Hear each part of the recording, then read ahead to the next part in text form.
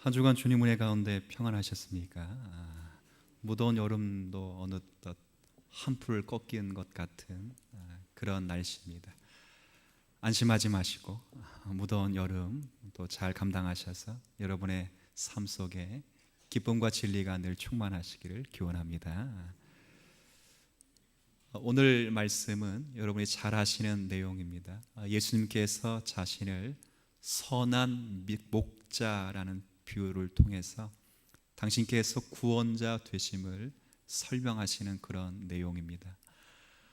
그런 내용 속에서 오늘 저는 이 말씀을 통하여 여러분에게 선한 목자라고 말씀하신 예수님께서 자신을 가리켜 선한 목자라고 말씀하신 그 참뜻이 무엇이며 선한 목자의 특성과 증거를 무엇으로 오늘 보여주고 있는가를 함께 나누면서 오늘 우리에게 맡은 또 우리가 받은 책임과 또 우리가 받은 특권에 대해서 한번 생각해 보려고 합니다.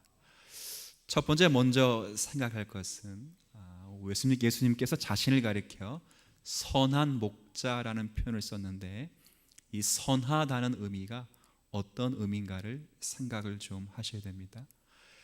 말 자체는 선하다라고 하는 말 자체는 선하다는 것은 말 그대로 아름답다는 것입니다. 아름답고 순전하고 그리고 흠이 없다는 것입니다. 그래서 우리가 이 말 표현 때문에 뜻 때문에 단어가 주는 유희 때문에 어떤 생각을 곧잘 하냐면 예수님은 성품상 선하시고 온전하시고 아름다우신 분이로구나 이렇게 생각을 합니다. 그러나 오늘 본문의 말씀은 그런 성품에 관한 문제가 아닙니다. 그러니까 예수님께서 자신의 성품을 가리켜 선하다라고 쓴 표현이 아니라는 말입니다. 예수님의 성품이 선하지 않다 제가 그 말을 하려는 것이 아닙니다. 예수님은 선하시고 완전하시며 긍휼과 자비가 풍성하시고 선하신 분이십니다. 그러나 오늘의 본문은 성품의 선한 것을 이야기하는 것이 아니라 그 목자께서 맡으신 역할과 그리고 책임 그리고 역할과 책임이 만들어내는 결과물에 있어서 선하다는 표현을 쓰는 것입니다. 오늘 이것을 우리가 잘 생각을 하셔야 됩니다. 그냥 단순히 예수님이 참 선하신 분, 좋으신 분 이런 말을 하자는 것이 아니라 예수님께서 맡으신 그 역할과 그 책임 그리고 그 책임으로 말미암아 맺게 될 그 열매가 선하며 아름다우며 옳으며 순전하다는 것을 오늘 본문이 우리에게 말씀하는 것입니다. 오늘 이 이야기를 합니다. 그럼 무엇으로 그것을 증명하냐 하면 예수님께서 자신을 선한 목자로 비유하고 삭군 목자와 비교해서 그 의미를 명확하게 하고 있습니다. 그러니까 예수님은 자신을 선한 목자로 그리고 그 당시 있었던 모든 목자들을 삭군 목자로 해서 예수님이 얼마나 선한 목자인가를 비교하며 지금 우리에게 설명해 주고 있습니다. 이 사실을 우리가 확인해야 됩니다. 단순히 제가 서두에도 거듭 말씀드렸습니다. 성품상, 품성상 선한 목자고 삭군 목자 그게 아닙니다. 만약에 이게 성품상의 문제라면 선한 목자와 어떤 목자를 비교하는 게 맞죠? 선한 목자와 어떤 목자? 악한 목자를 비교해야죠. 그러나 성품의 문제가 아니기 때문에 선한 목자와 어떤 목자를 지금 비교하고 있어요? 삭군 목자를 비교하고 있습니다. 이것은 성품에 관한 문제가 아니고 역할과 책임, 그 책임으로 말미암는 결과에 대해서 좋은 열매를 맺을 수 있느냐 없느냐를 지금 묻는 것입니다. 그래서 결과적으로 그 역할이 책임이 무엇으로 증거되냐면 기준이 뭐냐면 간단합니다. 여러분 잘 아시는 기준입니다. 양을 위하여 목숨을 버릴 수 있느냐 없느냐입니다. 그러니까 선한 목자는 양을 위하여 목숨을 버릴 수 있는 목자고 그 다음에 삭군 목자는 양을 위하여 목숨을 버릴 수 없는 목자입니다. 버릴 수가 없는 목자. 이걸 잘 생각하셔야 됩니다. 버리기를 싫어하는 목자가 아니라 버릴 수 자체가 없는 목자가 삭군 목자입니다. 그러면 왜 선한 목자는 양을 위해서 자기의 목숨을 버릴 수 있고 왜 삭군 목자는 양을 위하여 자신의 목숨을 버릴 수 없는가? 그건 간단합니다. 근본적으로 선한 목자는 양 자체를 위하여 존재하지만 삭군 목자는 양을 위하여 존재하지 않고 당연히 뭘 위해 존재하겠어요? 양을 치면서 받게 될 그 삭슬 위하여 존재하는 목자이기 때문에 결국 자신을 위하여 존재하는 목자이기 때문에 양을 위하여 목숨을 바칠 수 없습니다. 그 당시 이스라엘의 상황을 보면 우리가 확인이 됩니다. 지금도 대부분 비슷하겠지만 강남의 부자들이 시골에 땅을 사놓고 이렇게 사는 경우가 많습니다. 그 당시도 예루살렘의 부자들이 예루살렘 안에 있는 거의 대부분의 양떼를 예루살렘 부자들이 소유하고 있었습니다. 근데 그 부자들은 자신이 직접 양떼를 목양하지 않고 그 양떼를 남에게 목양하도록 붙였습니다. 그래서 남의 양떼를 목양하면서 돈을 받는 사람을 가리켜 뭐라 부르죠? 삭군이라 부릅니다. 그런데 생각해 보십시오. 한국 교회에서 삭군 그러면 기분이 나쁩니까? 좋습니까? 저에게 삭군 목자 그러면 그게 칭찬입니까? 욕입니까? 일단 그렇게 보지 말라는 것입니다. 지금 여기서 나와 있는 이 삭군 목자라는 것은 성품이 나쁘고 괴팍하다는 것이 아니라 역할과 책임에 있어서 양을 위하여 죽지 못하는 사람들을 가리키는 겁니다. 죽을 수가 없습니다. 왜요? 그 사람은 양 자체를 위하여 존재하는 자가 아니라 하루에 10시간을 때우면 받게 될 하루의 삭슬 위하여 양을 먹이기 때문에 결코 죽을 수가 없습니다. 죽지 못합니다. 그렇지 않습니까? 저희 시골 동네 옆 동네에 가면 횡성이라는 곳이 있습니다. 저희 동네는 아니고요. 옆 동네인데 여러분 횡성하면 유명한 게 있는데 혹시 특산품 뭔지 아세요? 우리 1부 예배 때는 소 그러는데 우리 2부 성도들은 조금 더 깨셨네요. 한우. 횡성 분들에게 소 키우지 그러면 욕 먹습니다. 횡성 분들에겐 한우 먹이시죠. 이렇게 해야 욕을 안 먹습니다. 근데 한우를 먹으러 아주 가끔 횡성을 이렇게 방문하면 그 한우 마을이 곳곳에 꾸며져 있습니다. 거의 대부분 그 동네 사람들이 주인이 아니라 거의 대부분 주인이 누굴 것 같아요? 거의 서울 사람입니다. 서울 사람. 모르겠습니다. 원래 주인이었다가 그 사람이 서울에 가 사는지 모르겠지만 거의 대부분의 실소유자는 그건 당연히 서울 사람이고 그 소를 맡아 목양하는 사람들이 그 동네 사람의 삭군으로 있습니다. 그런 의미로 지금 받아들이셔야 돼요. 삭군을 싹군이라 보지 마시고 삭군을 삭군으로 보시고 일단 이 말씀을 들어가셔야 됩니다. 그게 참 중요합니다. 그래서 이 삭군은 절대 양의 풍요로움을 위해 존재하는 목자가 아니라 하루에 10시간을 때우면 그 양을 통하여 발생하는 이익 때문에 하루하루를 살아가는 사람들입니다. 전체 이스라엘 인구 가운데 거의 대다수가 이렇게 삭군되어 살아갔습니다. 아시겠습니까? 나쁜 의미가 아니라 강남 부자들이 거의 땅들을 매입하고 그렇게 살아가듯이 예루살렘 부자들이 양떼를 소유하여 그 양떼를 길러 먹이는 사람들이 삭군이었던 것입니다. 그래서 그들은 결국 양을 위하여 죽을 수 없습니다. 만약에 그 하루에 양을 10시간 치는 동안에 10만 원의 수익이 보장된다면 다른 곳에서 10시간의 일을 하고 20만 원을 준다면 양을 팽개치고 어디로 가겠어요? 그 직장으로 갑니다. 또 뿐만 아니라 자기 목숨이 10만 원보다 더 귀하기에 늑대와 사자와 호랑이 떼가 오면서 양떼를 지킬 목자가 있겠어요? 없겠어요? 없죠. 삭군 목자는 절대 그럴 수 없습니다. 이렇게 지금 비교하는 것입니다. 그런데 오늘 본문에 기록된 선한 목자는 양을 치면서 양으로 발생되는 이익을 혹은 돈을 근거로 하여 목자 노릇하는 목자가 아니고 양 자체를 위하여 존재하는 목자입니다. 성경의 10장 앞부분에 뭐라고 기록되냐면 나는 양을 잘 알고 양도 나를 알고. 우리가 읽은 10장 중반부에 보면은 어느 정도까지 아냐면 아버지께서 나를 아시고 내가 아버지를 아는 정도로 서로 양과 양이 교통하고 있는 관계에 있어 목자입니다.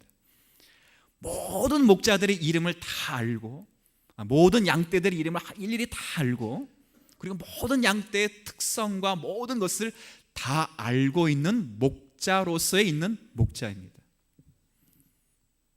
그 목자는 양을 살찌워서 양 고기를 먹을 목적도 아니고 양 털을 뽑아서 돈을 벌 목적도 아니고 그리고 양을 키워서 받을 이익과 그런 경제에 관심이 없습니다.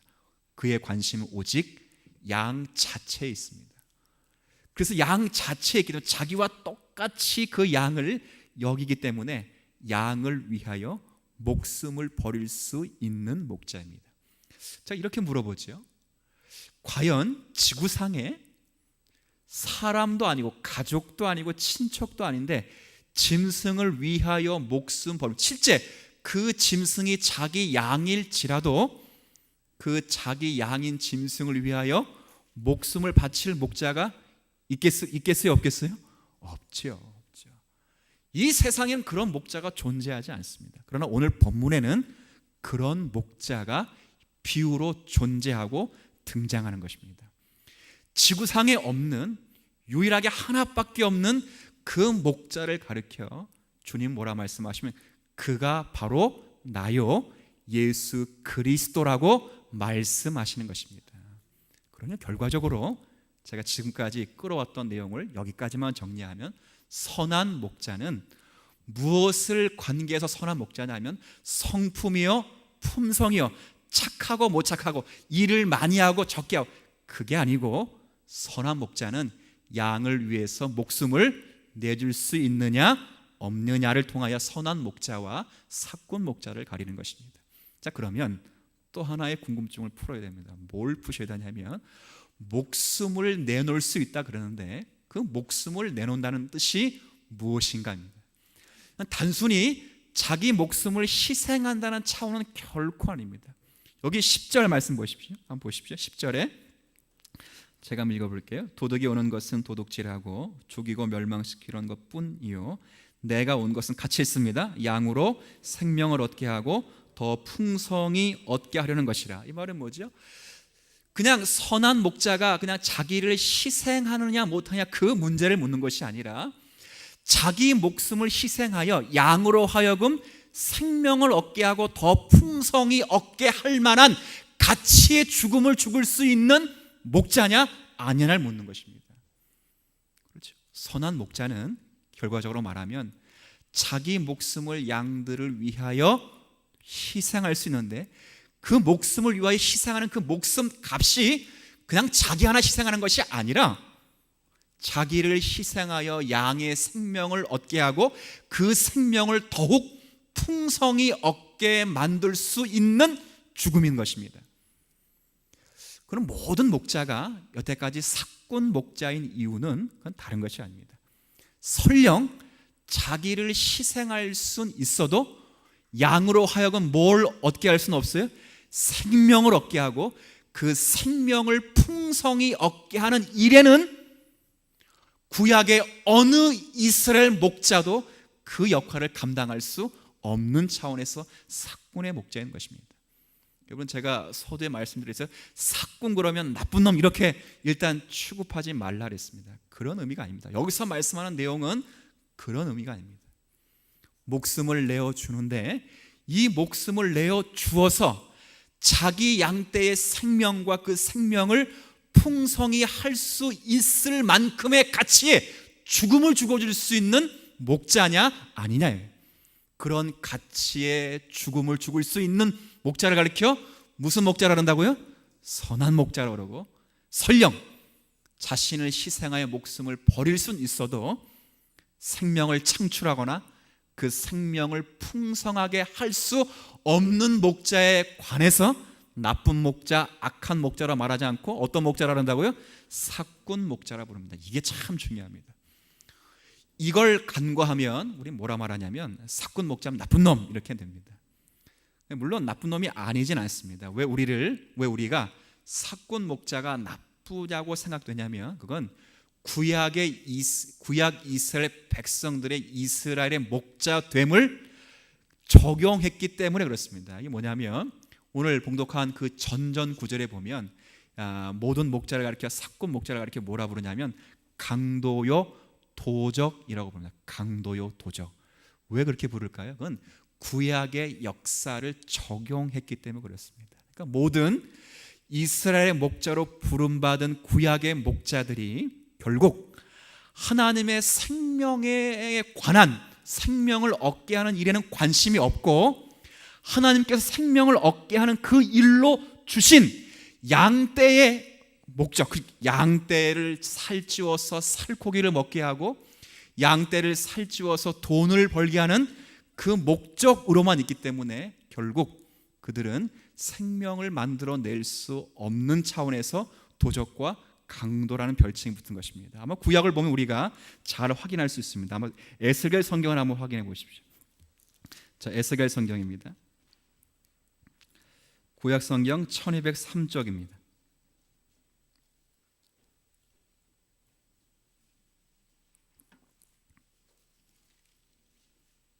자, 에스겔 성경 34장 구약 성경 1203쪽입니다.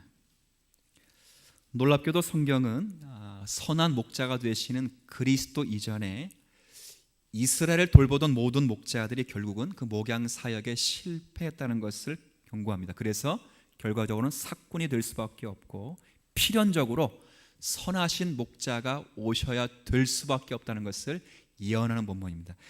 에스겔 성경 34장 1203쪽 1절부터 6절까지를 제가 읽죠. 한번 보십시오. 여호와의 말씀이 내게 임하여 이르시되 인자야 너는 이스라엘 목자들에게 예언하라. 분명히 목자들입니다. 목자들.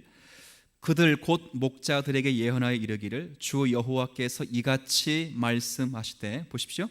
자기만 먹는 이스라엘 목자들은 화 있을진저 목자들이 양떼를 먹이는 것이 마땅하지 아니하가. 목자는 당연히 양떼를 먹이는 것이 마땅하는데 양이 먹는 것까지도 뺏어 먹고 심지어는 3절에 너희가 살찐 양을 잡아먹고 그 기름을 먹으며 그 털을 입되 양떼는 먹이지 아니하는도다. 이 양은 누구냐면 하나님의 양입니다. 하나님의 양이기 때문에 잘 돌보며 살찌우는 일을 감당해야 되는데 먹고 마시는 것으로 이 양떼를 노략물로 삼았기 때문에 강도요 결국 사꾼이 될 수밖에 없다는 거죠. 4절에 더 명확히 나옵니다.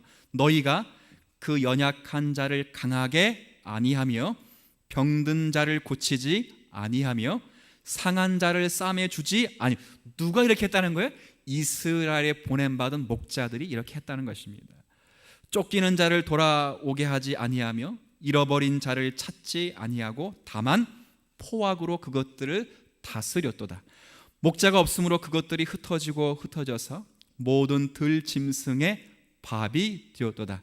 이제 하나님 말씀하십니다. 내 양, 하나님의 양입니다. 내 양떼가 모든 산과 높은 맷뿌리에마다 율이 되었고 내 양떼가 온 지면에 흩어졌을 때 찾고 찾는 자가 없었도다. 이렇게 말씀을 하시는 것이죠. 그러니까 결국 이스라엘의 목자로 부름받은 왕과 제사장과 선지자들이 결국 저들의 실패를 통하여 사람들로 하여금 이 이스라엘을 바르게 인도하는 일들을 감당할 수 없다는 것을 확인시키는 것입니다.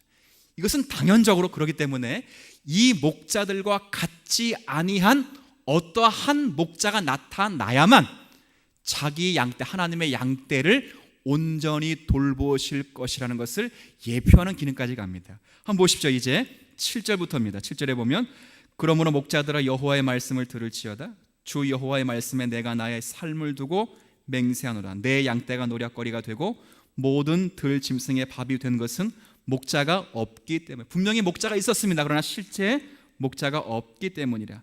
내 목자들이 내 양을 찾지 아니하고 자기만 먹이고 내 양떼를 먹이지 아니하였더라. 그러므로 너희 목자들아 여호와의 말씀을 들을지어다.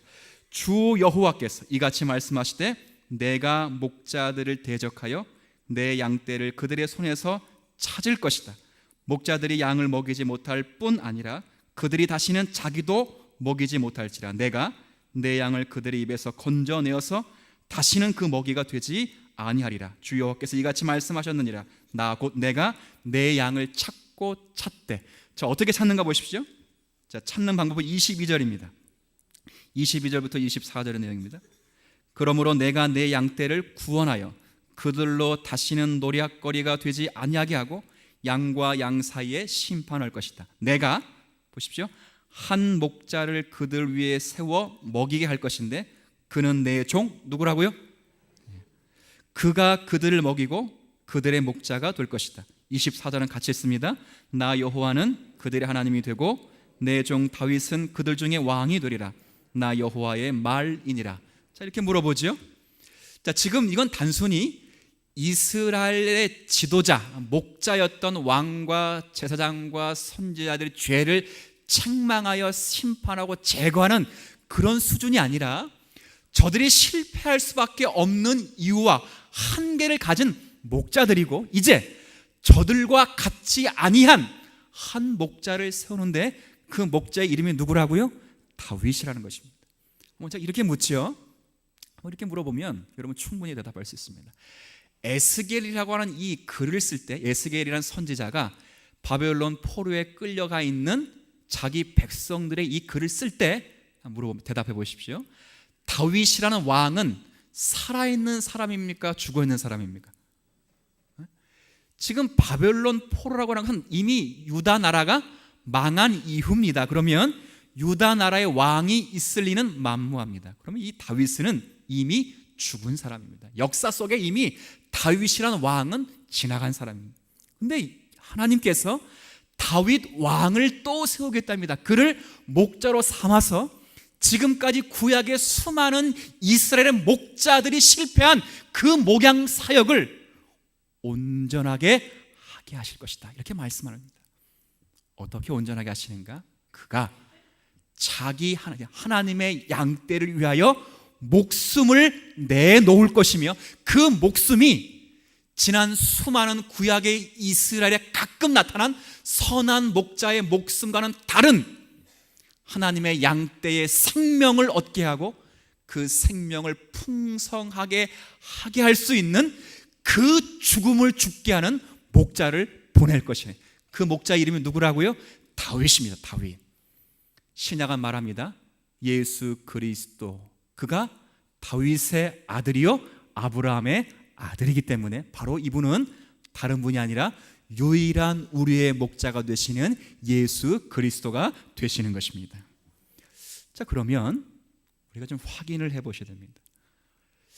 지금 선한 목자는 양을 위하여 목숨을 내줄 수 있느냐 없느냐 그랬습니다. 근데 선한 목자의 기준이 목숨을 내놓냐 못 내놓냐 이걸로 기준한다고 해서 그냥 목숨을 희생하는 그 정도 수준이 아니라는 말이었습니다. 목숨을 희생하여 양의 생명을 얻게 하고 풍성히 얻게 할 수 있을 만큼의 가치의 죽음입니다.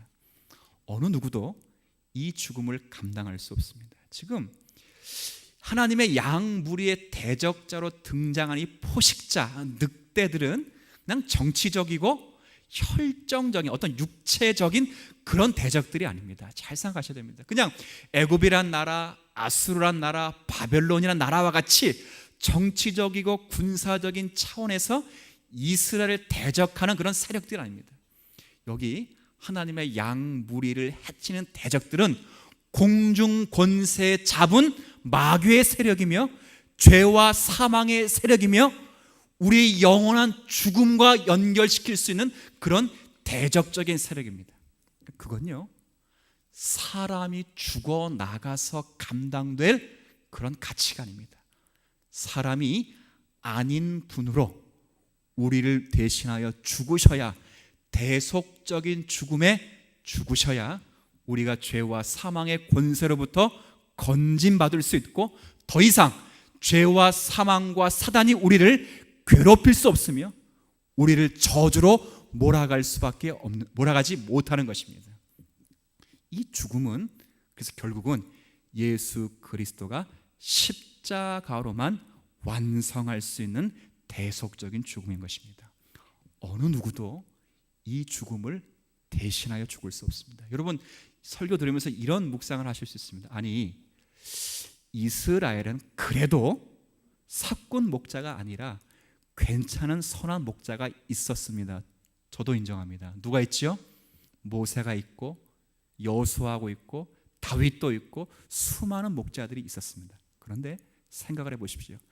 자기를 희생하는 조건은 충족시킬 수 있어도 자신을 희생하여 모든 이스라엘 백성들을 종국으로 실패로 끝나지 않게 할 죽을 수 있었던 목자들은 아무도 없었습니다. 모세도 그런 죽음을 못 죽었습니다. 여호수아도 그런 죽음을 죽을 수 없었습니다. 다윗조차도 그런 죽음을 죽을 수 없었습니다. 그런 의미에서 모든 구약의 목자들은 결국 예수님과 비교하여 사꾼 목자가 될 수 있는 것이고, 그리고 중요한 것은 그 가운데 아주 귀한 모세와 여호수아와 다윗과 같은 그런 선한 목자들은 완전하시고 온전하신 예수 그리스도의 목자됨을 예표하는 성격으로 군데군데 있는 것입니다. 이것을 우리가 잘 확인하셔야 됩니다. 결국 이 말씀은 예수 그리스도만이 우리를 대신하여 죽어서 저와 여러분에게 생명을 만들어낼 수 있고 그 생명의 풍성함을 유지시킬 수 있는 선한 목자라 그 말입니다. 제가 왜 이런 말씀을 힘있게 말씀드리냐면, 우리는 선한 목자라는 말을 하면서 그냥 예수님의 성품이 좋다라는 걸로 치부해버립니다. 그래서 결국 어디로 가냐면 자기가 도움을 요청하는데 도와주시는 좋은 목자, 그렇게 돼버립니다. 그렇지 않습니다. 선한 목자가 되신 그 일은 여러분이 요청하기 전이고, 여러분이 아직 죽었을 때이고, 여러분이 주님을 찾기 전에 그 일이 선한 목자의 입장에서 주어진 것입니다. 우리는 아무것도 한 일이 없습니다. 그런데 그분께서 우리를 대신하여 죽으시고, 그분이 자기 목숨을 십자가에 내어주시고, 우리의 범죄함을 인하여 자기를 내어주시고, 우리의 의롭다함을 위하여 다시 살아나심으로 인하여 저와 여러분이 죄와 사망 가운데 생명을 얻은 것입니다. 믿으십니까? 이게 우리가 받는 믿음의 내용입니다. 여기 한번 다시 본문으로 돌아와서 이런 내용을 한번 읽어보십시오. 요한복음 10장에 나와 있는 말씀인데요, 요한복음 10장에 다시 본문으로 돌아보시면 16절입니다. 요한복음 10장 16절, 또 이 우리에 들지 아니한 다른 양들이 있어. 이 우리, 그러니까 우리라는 건 여러분과 저의 사이가 아니고 양 우리 울타리입니다. 이 우리에 들지 않은 다른 양이 있다, 이 말은 이방인을 가리킵니다. 이방인 중에서도 내 양이 있다, 그 말입니다. 그러니까 자기의 죽음은 단순히 이스라엘을 위한 것만 아니라 지금 하나님의 백성들로 앞으로 있게 될 그 양들을 위함이라 그렇게 말합니다. 또 이 우리에 들지 아니한 다른 양들이 있어 내가 인도하여 할 터이니 그들도 내 음성을 듣고 한 무리가 되어 한 목자에게 있으리라. 보십시오. 내가 내 목숨을 버리는 것은 그것을 내가 다시 얻기 위함이니 이로 말미암아 아버지께서 나를 사랑하시느니라. 18절 말씀은 같이 있습니다. 이를 내게서 빼앗은 자가 있는 것이 아니라 내가 스스로 버리느라. 나는 버릴 권세도 있고 다시 얻을 권세도 있으니 이 계명은 내 아버지께서 받았노라 하시니라. 이 계명을 아버지께서 받았다 할 때 이 계명은 사명입니다. 나의 목숨을 스스로 버리고 스스로 이 목숨을 다시 살릴 수 있는 이 거룩한 사명은 아버지께로부터 받아 이런 일을 통하여 내가 내 양을 살리고 내 양과 풍성한 교제와 유익을 누리게 하겠다고 하는 그 약속의 말씀을 여기에 언급하는 것입니다. 우리가 이 면을 잘 아셔야 됩니다. 단순히 예수님이 선한 목자라니까 날 인도하시고 날 사랑하시고 날 잘 먹이시고 그런 목자의 차원이 아니라는 것입니다. 만약에 그런 것으로 여러분이 예수를 선한 목자로 부른다면 여러분은, 저와 여러분 사꾼인 것입니다. 사꾼. 똑같은 것입니다. 내가 예수를 믿어서 다른 사람보다 더 잘 살게 되고, 내가 예수를 믿어 다른 사람보다 더 건강하고, 내가 예수를 믿어 다른 사람보다 더 많은 부와 많은 성공을 축적한 것으로 예수의 양이 되었다는 걸 증명하면 저 여러분은 사꾼 목자와 별반 다른 것이 없습니다. 여러분이 양이 된 것은, 여러분에게 양이 된 것은, 여러분을 살찌게 된 것은 예수님의 죽으심으로 말미암아 된 것입니다.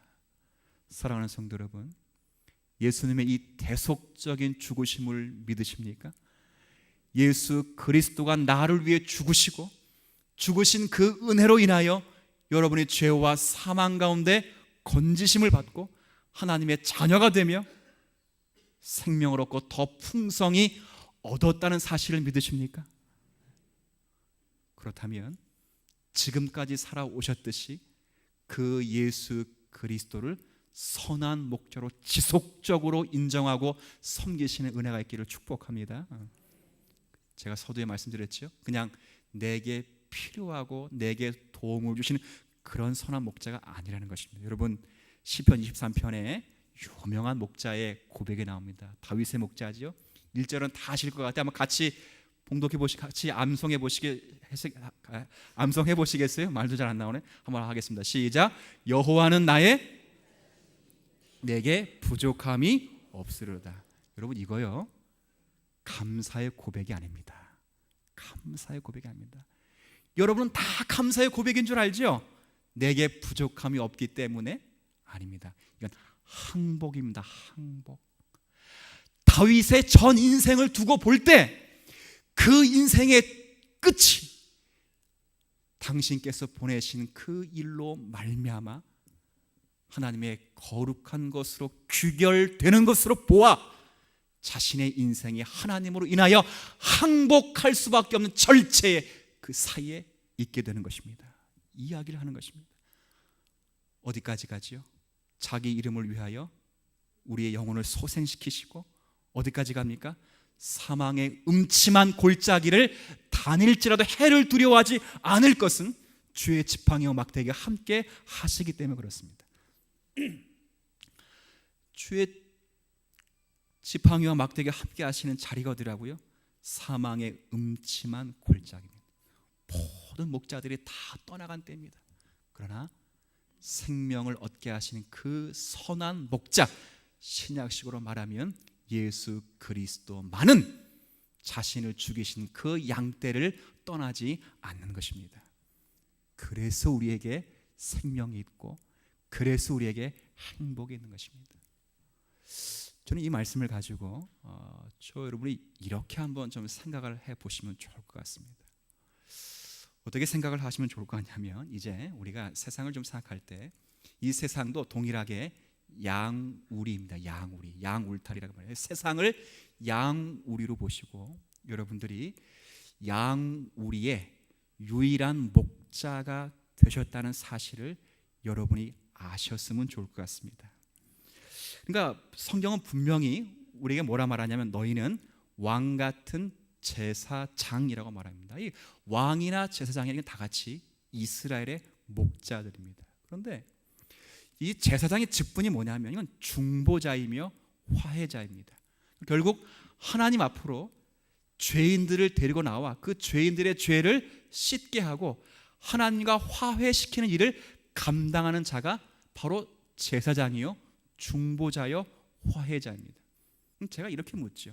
그렇다면 저와 여러분들이 제사장이 되고 목자가 되고 유일한 중보자가 되어서 이 세상이란 양우리에 기독교를 무엇으로 소개하기를 원하십니까? 이게 참 중요합니다. 예수 그리스도는 자신의 목자됨을 무엇으로 소개했다고요? 자신을 죽으심으로 소개했고 그 죽으심이 개죽음이 아니라 자신 안에 속해 있는 그 양떼의 생명과 생명을 풍성히 죽일 수 있는 영적 가치를 안고 있는 죽음입니다. 그러면 여러분이 이 세상의 양 우리의 목자가 되신다면 무엇으로 기독교를 소개하시려냐 그 말입니다. 만약 여러분이 예수를 소개하는데 좀 전에 말씀드린 것처럼 예수를 믿고 내가 물질의 복을 받았거나, 내가 예수를 믿고 건강의 복을 받았거나, 내가 예수를 믿고 사업과 명예의 복을 받은 것으로 예수 믿는다는 걸 소개한다면 그건 본질적인 복이 아니고 부수적인 것입니다. 그럼 결국 구약의 이스라엘 백성들이 양을 돌보니까 아침에도 살코기를 먹고 저녁에도 살코기를 먹는다는 고백과 다르지 않습니다. 우리는 사꾼이 아닙니다. 예수님이 자신을 죽여 우리에게 선한 목자가 되셨듯이 여러분이 이 땅 가운데 유일한 목자가 되기 원하신다면 여러분도 여러분을 죽이셔야 가능할 것입니다. 어떻게 죽이죠? 칼로 여러분 이렇게 그런 의미가 아닙니다. 육체의 죽음을 죽이라는 것이 아니라 성경은 분명히 나옵니다. 누구든지 나를 따라오려거든 자기를 부인하고 뭘 지고라 그랬어요? 자기 십자가를 지랍니다. 누구든지 예수 그리스도를 따라오려면 자기를 부인하고 자기 십자가를 지고 예수 그리스도를 따라가야 될 것입니다. 여러분이 예수 그리스도의 부름을 받고 예수 그리스도의 양물의 유일한 목자로 그 목양 사역을 감당한다면 저도 포함하여 여러분을 포함하여 죽음이라는 것 외에는 양의 목자의 사역을 감당할 수 없는 것입니다. 육체의 손해가 되고 물질의 손해가 되고 내 자존심의 손해가 되고 내 명예의 손해가 될지라도 우리는 그 손해를 볼 수 있는 사람인 이유가 이미 우리는 생명을 얻은 자요 예수 그리스도와 이 생명의 교제를 풍성히 누리고 있기 때문에 가능한 것입니다. 영혼을 받기 때문에 가능합니다. 여러분 오늘도 이렇게 예배를 드리며 주일을 지킵니다. 그리고 주일만 지키는 것이 아니라 와서 11조를 드리고 또 헌금을 하고 하루 종일 봉사하는 분도 계십니다. 그만큼 육체는 손해를 보는 것입니다. 하루 시간을 여기에 투자하면 하루만큼의 시간, 물질의 시간은 버리는 것입니다. 헌금을 드리는 것도 그만큼 육체의 어떤 물질의 손해가 되는 것입니다. 여러분 이렇게 생각하지 마십시오. 헌금을 드리면 배로 갚아주죠. 이건 부수적인 본질적인 것이 아닙니다. 그건 우리가 드린 만큼 육체엔 손해이고 내가 이 시간을 드린 만큼 경제에 있어서는 손해가 될 수 있습니다. 그럼에도 불구하고 여러분이 이 손해를 감내하고 오늘 주일을 지키며 봉사하며 헌금을 드리며 여러분이 이 시간에 충성하는 것은 여러분이 예수 그리스도 안에 죽어 있기 때문에 가능한 것입니다. 왜 죽어 있죠? 예수 그리스도가 나를 위하여 죽으셨기 때문에 나도 죽는 것입니다. 예수 그리스도가 나를 위해 죽지 않으면 여러분은 생전 구약의 이스라엘 목자들이 증거했듯이 죽을 수 없는 사람들입니다. 그러나 예수 그리스도가 여러분을 위하여 죽으시고 그 죽으신 대속의 죽음으로 말미암아 생명과 유익을 주셨기 때문에 저와 여러분들도 자기의 욕심과 탐심에 대하여 죽을 수 있는 것이고 이제 살아도 주를 위해 살고 죽어도 주를 위해 죽는 사나 죽으나 그리스도의 겉된 하나님의 백성으로 살아가는 것입니다.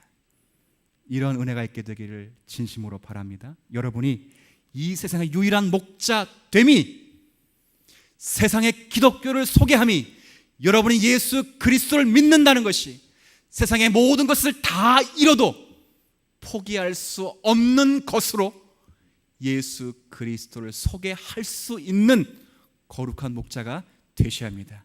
자존심이 아닙니다. 명예가 아닙니다. 세상의 가치가 아닙니다.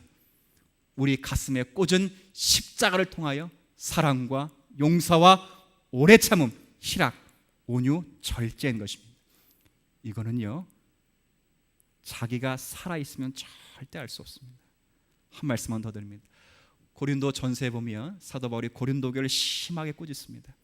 그 고린도 교회 지식과 은사가 부족해서 꾸짖는 것이 아닙니다. 방언, 신유, 통역, 산을 옮길 만한 믿음, 신유, 모든 은사가 다 있습니다. 그런데 모든 은사가 없는데 모든 은사가 다 있는데 그 은사를 은사 되도록 하는 무엇이 없다고요? 사랑이 없어요. 사랑은 언제 생깁니까? 사랑은 자신을 죽여야 생기는 것입니다. 사랑을 하려면 자신을 죽여야 되고, 자신을 죽여 사랑해야 거기에 생명이 창출되는 것입니다. 이게 예수 그리스도가 오셔서 만들어낸 작품입니다.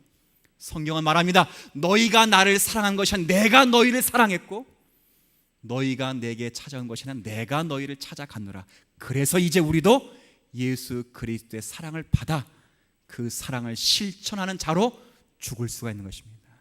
존귀한 성도 여러분, 여러분 이 땅 가운데 살면서 유일한 세상의 목자됨을 예수 그리스도 동일하게 죽음이라는 것으로 드러내길 바랍니다. 그 죽음을 통하여 예수 그리스도의 온전한 생명의 역사가 이 땅 가운데 풍성히 진행되시기를 주님의 이름으로 축복합니다. 하나님 아버지, 이 땅의 모든 목자들이 양을 위해 희생할 수는 있어도 양을 위해 희생하는 그 죽음의 가치가 양의 생명을 얻게 하고 양의 생명을 풍성케 하게 하는 죽음은 어떠한 목자도 이루어낼 수 없습니다. 이미 에스겔 선지자를 통하여 구약에 말씀하시고 그 실패로 돌아간 이스라엘 역사 위에 한 목자 자신의 생명을 내어 양의 생명과 그 생명을 풍성케 하시는 다윗과 같은 목자를 이 땅에 보내주시기로 약속하셨습니다. 이제 예수 그리스도의 생명으로 인하여 죄와 사망 가운데 건짐을 받고 예수 그리스도 은밀한 교제를 나누며 그의 운명과 함께한 교회로 양으로 부름받은 이 사실을 감사하면서 이제 우리들도 이런 주님의 목자됨을 가슴에 안고 우리를 위해 자기 목숨을 드렸듯이 이 땅에 수많은 사람들 앞에 기독교를 소개할 때 자신을 죽여 사랑과 절제와 오래 참음과 거룩한 마음으로 이 땅에 주님을 소개할 수 있는 믿음의 종들이 되게 하여 주옵소서. 감사드리며 예수님의 이름으로 기도 올리옵나이다.